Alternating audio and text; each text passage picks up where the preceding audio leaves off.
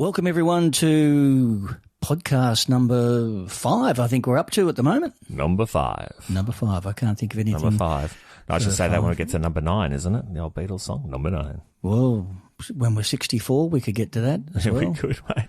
Well, if we keep going till 64, that's okay. Okay, well, this is the Couch Potatoes Sports Tragic podcast. It's just Jordan and I. I'm the Sportzologist. Yeah, welcome. Welcome. We're just two armchair critics who are just giving you our sort of perception on sport and what we like to talk about, basically. Well, we're very passionate about sport from our seat. Yeah. And very knowledgeable too. But if there weren't people like us, then there probably wouldn't be sport. So there you go. That's right. And a big day in sport. Today is Anzac Day. Yeah, well, I think we're talking, just off mic before, and I think that's the way that Anzac Day is embraced.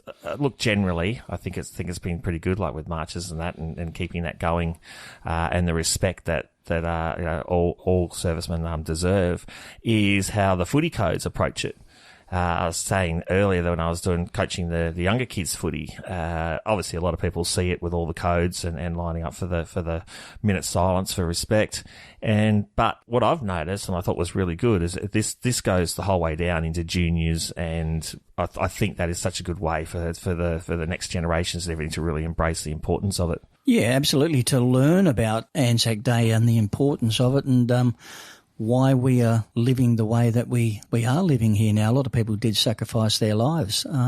Look, I did do a story a couple of days ago on which came up on the feed, the Facebook feed today, about an Australian Test cricketer, Tibby Cotter, who was a stretcher bearer in World War One, but he joined in the 4th Light Horse Cavalry charge of Beersheba. And he made it through the whole thing, and he was hopping off his horse, and a sniper killed him, basically shot him. Sure. And he was the only Australian Test cricketer to be killed in the First World War. Yeah, right. So he's one of our premier fast bowlers in the golden age of cricket. I think he played 21 tests from 1904 to 1912. And, so a lot of sports people have been involved in that, but not forgetting that it's what it does mean to Australia. And as you're saying there before, the sporting code's embracing it and by playing on Anzac Day, and there's a couple of big games, as you said, in the AFL. We'll talk about that in a minute, but making children or another generation really aware of the importance of the day. Yeah, oddly enough, we've had the dawn services, and I think a lot of people like to embrace the whole idea of it and everything. I'd say a quick little story is actually when we had COVID. So because you had the degrees of social separation and all that kind of thing, the dawn services were more or less cancelled. But what I noticed and what I thought was incredible, and I saw it all around, and you can see it on social media and beyond, like on my street alone, I saw about 8-10 families, and we just got up and faced the dawn. I think we had the local radio on, or ABC, as you do, and just noticing that. And there was actually another guy I know who was actually playing his own trumpet. In a weird way, I quite liked that approach, where it's not, if you can't sort of get there or whatever, you can still commemorate in your own way if you've got kids or things like that. I thought that was really special. And to see sort of like that continue, as I said before, like into your kids' sports and just understanding the importance of it, because you can lose that. I mean, we haven't had a real war. I know we've had Afghanistan and a few things like that, but that's not in our face anywhere near as much as, say, as Vietnam, World War II, World War One, and just the cultural change. And it's big, so it's good to see. Yeah, definitely. The Vietnam War growing up was in our face. It was on the TV every night, and I think 400 Australians off the top of my head were killed in action in Vietnam. And, of course, we had some fairly famous battles there, the Battle of Long Tan, where a very small group of Australian diggers overcame absolutely monumental I think it was about a couple of thousand Vietnamese. They were completely surrounded. So, things like that. I mean, I grew up in Canberra, and the War Memorial there is one place you do have to visit. It is an incredible War Memorial. Yeah, I should remember. Yeah, I went there when I was about 12 years old. I actually remember it. Yeah, what was it, open in the 50s, was it? That's right, mate. That's right. Well, you took me there, mate. You were the adult. Eh? Yeah, absolutely. But look, it is a great thing for school kids to go. I'm sure there's lots of school excursions going to that War Memorial. It's got some fantastic displays and everything. Well, I think, once again, I said before, I think the footy code's embracing it, and that combative sort of sport is a really good way to, showcase what Anzac Day is about. Like, it's as close as to a modern day sort of, competitive, or not war, of course. But well, I think a lot of the teams, especially probably in NRL, I know that they would sort of think of being in the trenches a little bit, playing the game, the collision of the sport. Yeah, definitely. And, it's I'm sure they're trying to draw on that Anzac spirit when they're defending their lines and things like that. But it's obviously not the same thing. There's not bullets flying over your head. No, but NRL is really, when you think about the World War One and the trench warfare and how gritty it was, really a lot of hand to hand. NRL, I think, is very much the closest sort of code or footy that you'll get to that. Yeah, exactly. Yeah. So in the AFL today, there's always a big game on Anzac Day, isn't there? Yeah, mate. There's like the good old Collingwood Essendon game. So that's always always on the cards. It's been, I don't know how long it's been going for, but quite a while now. Two of the biggest clubs in the AFL and in Melbourne. Of course, the interstate ones have much bigger memberships, so the Crows and Eagles sort of thing, Western Australia. But it's massive. It's a sellout. I think they MCG. MCG top about 90,000. I think the MCG can hold over 100. I don't know. Yeah, maybe roughly around that time. But it's a sellout. So you got 90,000 people who go along to this thing. I thought 90,000 was a normal club game in Melbourne. Well, they might get a bit more bored down there, mate. As opposed to the NRL, if you get 30,000 or 40,000, you're doing real well. But the stadiums, you're talking the MCG, which is a coliseum in itself. Well, there's a whole range of factors, I think. Obviously, you've got the more southern states, or West Australia, of course, who like the AFL code, but the more northern states, New South Wales and Queensland. And I think maybe perhaps numbers and everything has much to do with, like, climate. You might want to see a footy game and be passionate about footy, but at the same time, it might be something else you want to see or do. Whereas Melbourne, mate, you're like, bloody hell, it's I was going to say 4 degrees. What else are we going to do, man? Nothing else to do in Melbourne, probably, apart from going to footy. Yeah, well, that's right, mate. That's right. But they're pretty brave in 4-degree temperatures. But anyway, we digress. Exactly. Look, it's they're acclimatised to that. As I've said before, I grew up in Canberra, and many a time I went to work at -5. You just make sure that you've got that credit card there to clean the frost off the windscreen. The old credit card. Yeah. Hey, the one with no money. How you going holding your phone up doing that, mate? Yeah? Well, that's true. Yeah. Well, there you go. Times have changed, haven't I? didn't even think of that one. So, yeah. What is a credit card? Well, tap and go now. Some people ask it. Look, just I think maybe just to close off on the Anzac Day thing.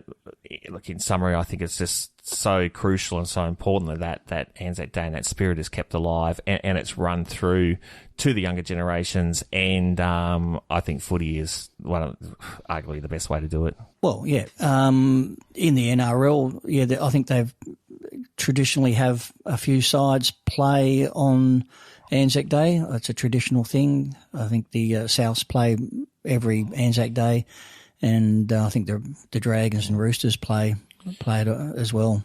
Here's one for you. So every country's obviously got its its day to like an Anzac for the Australians and New Zealanders. Have you noticed or seen anything with other codes or countries that would do a similar thing like Anzac for their country, like the NFL in the US or anything like that? British soccer, things like that. Not sure. With NFL, I suppose the corresponding thing is Independence Day, the 4th of July, and that would be in the middle of the baseball season. So yeah, I don't think any football codes. Yeah, obviously it's their opposite to us. So it's their summer, so they'll be playing baseball. So, not too sure about that one. Not sure about the soccer, what they would do. Does England have a national day? What do they have? Queen Day? King Day, mate. Oh, it is now. Oh, Jeez. Forgot about that. I'm just so used to poor old Lizzie. She's, disappeared. Well, yeah. So, anyway, that's it for the Anzac Day. I think it's... look, I do remember when I was doing this, the kids coaching and just seeing how important it was to so many people. And yeah, anyway, I think it's a great thing to close off on, and hopefully it keeps going for generation to generation. You do see the kids marching with the medals, so there you go. Yeah, they do. But just on one thing on Anzac Day, of course, Anzac Day was the day that I think we left Gallipoli is Anzac Day. I think the day they shipped everyone out of there. They've been there for a couple of years. And on that day, or in the lead up to that day, they actually played a very famous game of cricket. Okay. And it was played on, I'll just have to look at that, where it was in... Well, I've got you. I think we were talking as well a bit earlier about actually going to go to Gallipoli to Anzac Day and do the dawn service and everything, which is a big thing. I think, time heals all wounds. You can see that a little bit with Japan. Japan's running a little bit more raw, still to some for the older generations. But you've got a lot of the Turkish guys there now. And I think that sort of shows something. And I also think with the spirit of football and the spirit of, the games and things like that, if you at the end of most of the games, you're still shaking hands, you're still doing that kind of thing. There's a lot of stuff, which, we'll probably talk about, in regards to the concussion and understanding other players and putting themselves in that perspective has sort of changed the platform. But I'm amazed, those Turkish guys will turn up and the Aussie guys and, to sort of understand collectively what it was all about. Almost the same when you hear the stories in World War One, where, it was Christmas Day and all the guys would be out there sharing photos and all this sort of stuff, and then they'd be blowing each other's heads off. Yeah, it's pretty hard to understand that someone high up in the ranks there, someone tells these guys they've got to try and kill each other, and it's a bit strange. But just getting back to that cricket game, it's a very famous cricket game. It was played at Shell Green, one of the beaches at Gallipoli, and they used it as a distraction for the Turks. In the meantime, there were shells flying over the top. There's quite a few famous photos of it, and it was distracting the Turks away from the fact that we were starting to ship everyone out. I didn't realise. I mean, you see from the movie and that where they did the dripping, the dripping to have the guns firing, all that kind of thing. That was all I knew was part of it. So sport was heavily involved in it in Anzac Day in that sense. As I said, there was a very famous, I think, a British photographer who took a lot of photos of it, and there's quite a few photos of the event, and so Anzac Day is tied in with sport. They had a hill. The old SCG days, I think. I mean, sitting back and look. Doug Walters. What happened to the hill? What happened to the hill? Well, covered in cans at the end of each game of cricket. Well, the reason was you put your can down and it'll fall over because it was bloody sloped. Well, that's true. They needed a level playing field for it. They did. But Anzac Day, it is a great Australian tradition, and I'm sure that's not going to change.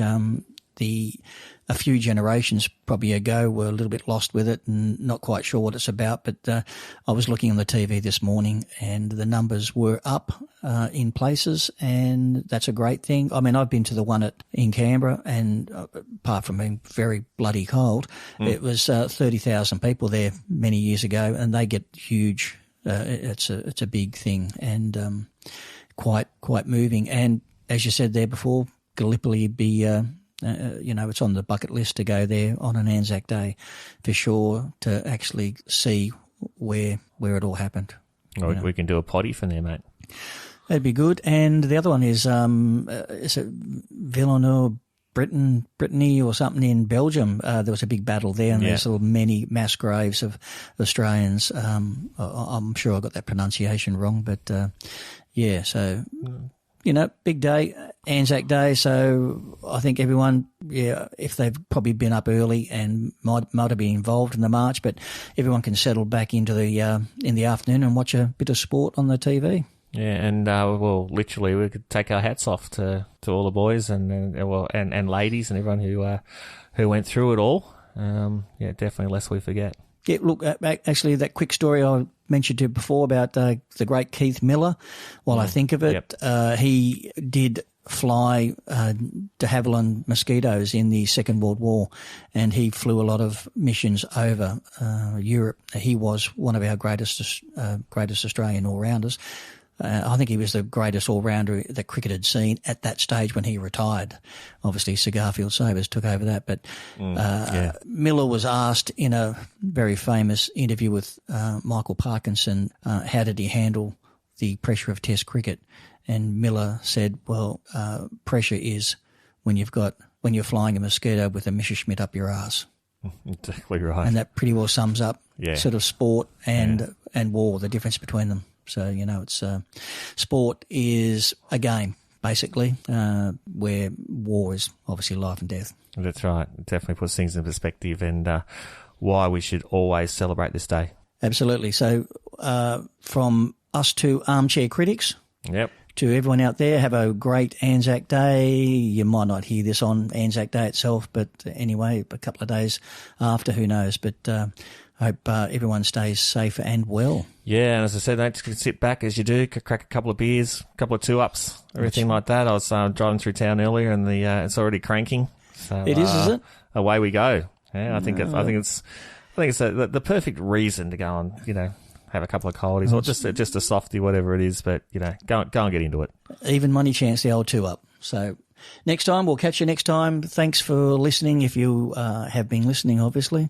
And well, they wouldn't know otherwise, that's would they, exactly mate? it. I was thinking the same thing there. So till next time, it's Jordan and the Sportsologist. All right, see you guys.